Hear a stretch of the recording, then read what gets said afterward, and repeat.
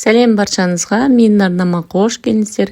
Бүгін сіз білмейтін қызықтар арнасында пайдалы ақпарат, шетінеп кеткен балалар туралы айтатын боламын. Кішкентай күнінде жастай шетінеген балалар, олар өздерінің мұсылман әке-шешелеріне шапағат ете алады.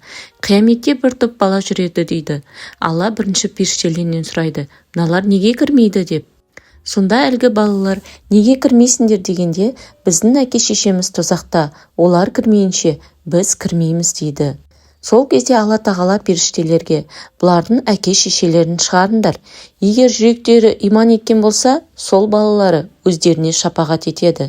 Жалпы балиғат жасына толмай, сәби кезінде қайтыс болған бала қияметте ата-анасына шапағатшы болады. Шапағат етуді қалай түсінеміз? Алла тағала өзінің жәннатқа кіргенін қалаған адамдарын өзіне сүйікті болған адамдар себебімен кіргізуі шапағат деп аталады екен. Ахли сүнна сенімі бойынша мұндай артықшылыққа Алланың разылығына қол жеткізген адамдар ғана ие бола алады.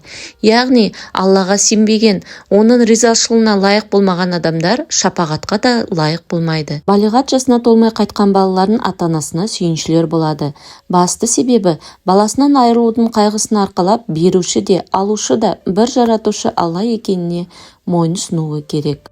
Ал оның жемісі ретінде оларды қияметте ата-анасына шапағатшы етеді. Сондықтан да халқымызда балиғат жасына жетпеген балаға көңіл айтқан кезде шапағатшы болсын деген сөзді қолданады. Іштегі нәресте шетінеген жағдайда оған ат қойса, қияметте Алланың қалауымен шапағатшы болатыны туралы пайғамбарымыз былай деген: түсік балаларға ат қойыңыздар, өйткені Алла ат қойылған баламен таразының сауап жағын ауырлатады. Болмаса ол бала қиямет күні келіп былай дейді: уа Алла тағалам, бұлар маған ат қоймады, мен арқылы алатын сауаптарынан құралақан қалды дейді.